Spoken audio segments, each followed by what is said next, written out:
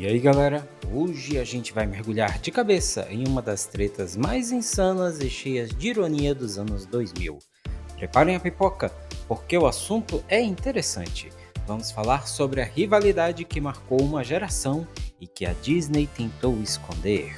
Se está curioso, venha comigo após a vinheta.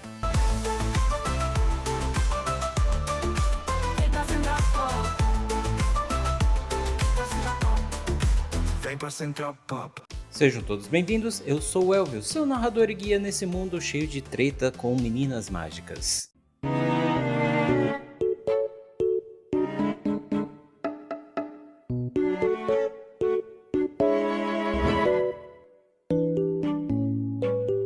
Para quem não sabe, hoje vou falar da treta Witch contra Winx. A verdade é que essa briga foi tão épica que foi parar na justiça. O que a gente vai ver aqui não é uma análise parcial, mas um banho de realidade sobre como a gigante do entretenimento se enrolou e no final tomou um golpe de karma.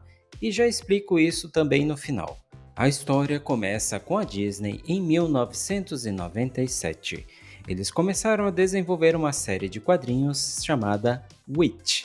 A ideia criada por Elisabetta Gnoni, Alessandro Baramutti, Barbara Canepa e Francisco Artibani era ótima. 5 adolescentes que se tornam guardiães dos elementos clássicos: terra, fogo, água, ar, coração e protetoras de Kandrakar. Vamos unir nossos poderes! Terra! Fogo! Vento! Água!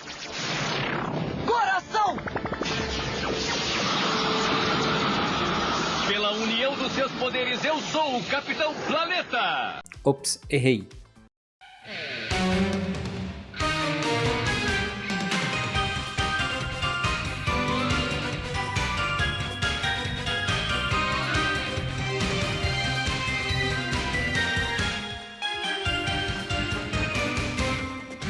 Ops, errei de novo. É porque é muito parecido, né?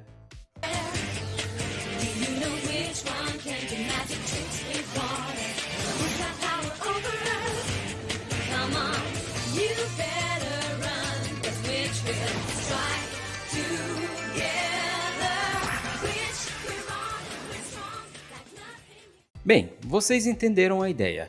Já não era tão original assim, mas era bem feita e com histórias interessantes. E sim, o visual era abertamente inspirado em mangás dos tipos Sailor Moon. Só que como boa parte do que a Disney faz, o projeto demorou para sair. A revista só foi lançada em 2001. E guardem bem essas datas. Enquanto isso, em 1999, um estúdio italiano chamado Rainbow, de um cara chamado Ignio Straffi, ele notou que existiam muitas animações para o público juvenil masculino, mas que faltava algo para o público feminino, então ele começou a desenvolver sua própria animação. Nasce assim Winx Club.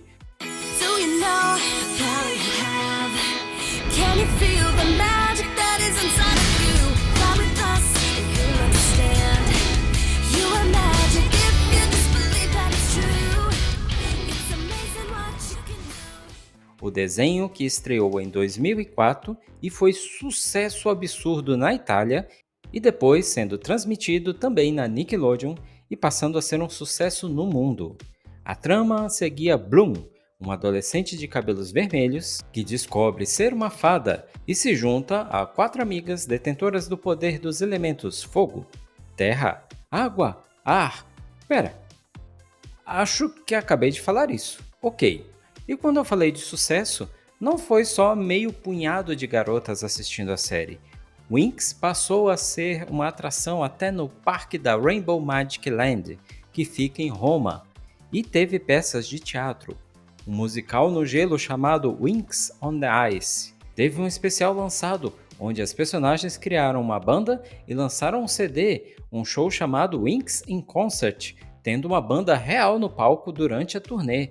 E muitos jogos eletrônicos para Game Boy, Nintendo DS, PC, PlayStation 2 e recentemente PlayStation 5 teve uma série em live action. I'm here. I always knew your path wouldn't be like everyone else's. but I can't wait to see who you become.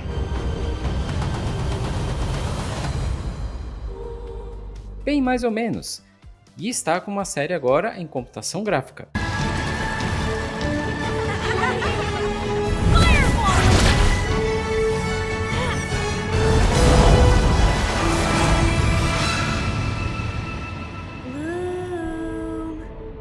You must discover your true nature, and I'm afraid there isn't much time.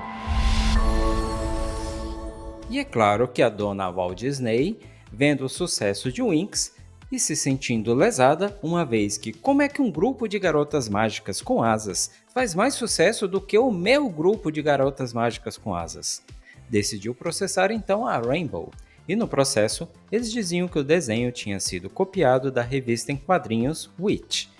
Até aí, o modo operante da Disney era normal, mas logo veio o problema. Legalmente, a Disney não tinha um bom argumento. A produção de Winx já tinha começado em 1999, antes mesmo de Witch ser lançado em 2001. Lembra que eu disse que era para vocês gravarem as datas? E por esse motivo, como que um juiz vai aceitar uma acusação de plágio de algo que nem existia para o público? O resultado? A Rainbow venceu na justiça. O tribunal italiano decidiu que as obras não eram parecidas o suficiente para confundir o público. Afinal, protagonista ruiva, meninas com poderes elementais, com asas, defendendo o mundo mágico, são bem diferentes mesmo. Liguei o modo ironia, desculpa. E o criador de Winx, Ignio Straffi, ainda tirou uma casquinha. Em uma entrevista, ele disse que ficou orgulhoso de ter vencido a gigante e que é inspirador saber que incomodaram tanto a Disney. No fim, a Disney só se queimou. Quando a Casa do Rato decidiu lançar o desenho The Witch em 2005, um ano depois do desenho de Winx, o público acabou pensando que o Witch era cópia de Winx. Quem poderia imaginar? Era de se imaginar. E temos outros vídeos interessantes no canal sobre casos de plágio. Acredito que vale a pena darem uma olhadinha. Agora, de volta ao tema, entendemos que a Disney se mas ainda falta um detalhe. Segundo o juiz, se não tinha obra para ser copiada, como as obras eram tão parecidas?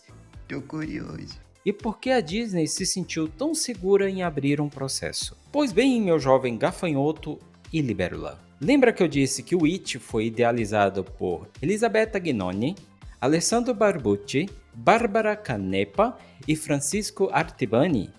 Pois Francisco Artibani, o roteirista de Witch, também era o principal roteirista de Winx.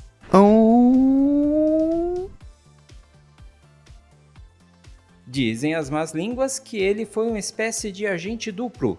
Segundo algumas teorias, ele teria percebido que os modelos de personagens de Witch não haviam sido registradas pela Disney. Dessa forma, ele teria pego as artes conceituais para ajustar algumas coisas, modificando para um estilo gráfico diferente. Opa, espera aí, acabei de dizer que Artibani era o roteirista. Como assim ele modificou a arte? Agora sim fica interessante.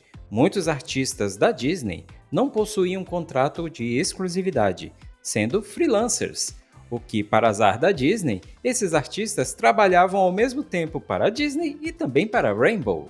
E existem algumas artes na internet que, segundo rumores, comprovam que, sob a coordenação de Artibani, os artistas usavam as artes de uma obra para referência de pose na outra obra. E por que falei que isso tudo foi karma para a dona Disney? É simples, eles se envolveram em casos de plágio até mais cabeludos que esse. O mais famoso é o caso do Rei Leão. Muita gente diz que o filme é uma cópia da animação japonesa dos anos 60, chamado Kimba, o Leão Branco. No fim, a Disney conseguiu provar que o Rei Leão era original, mesmo com as semelhanças. A questão é, o que eles achavam que ia acontecer quando a situação se inverteu e eles estavam do outro lado? A história mostrou que por mais que Winx tenha se inspirado em Witch, o que é quase impossível negar com o mesmo roteirista e tudo mais, a justiça não viu plágio. E a Disney teve que engolir a derrota e ver o Winx se tornar um fenômeno. enquanto o It ficou para trás. Mas o que aconteceu com Art Bunny? Acreditem ou não, o camarada segue super tranquilo, continuando trabalhando nas duas empresas.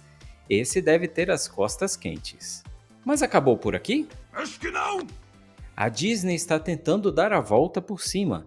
Existem rumores de um live action de Witch para o Disney Plus. E qual é a contra-ironia? É que apareceu a chance perfeita de vingança, já que o live action de Winx não foi lá essas grandes coisas, chegando até a ser cancelado. Mas no fim, a história mostra que às vezes a melhor resposta não é um processo, mas um bom produto. E a Disney atualmente não está entregando isso, mas espera-se que nesse caso, que ela tenha se arrependido e aprendido a lição da pior forma possível. Você consideraria as obras como cópia ou inspiração? A decisão é sua.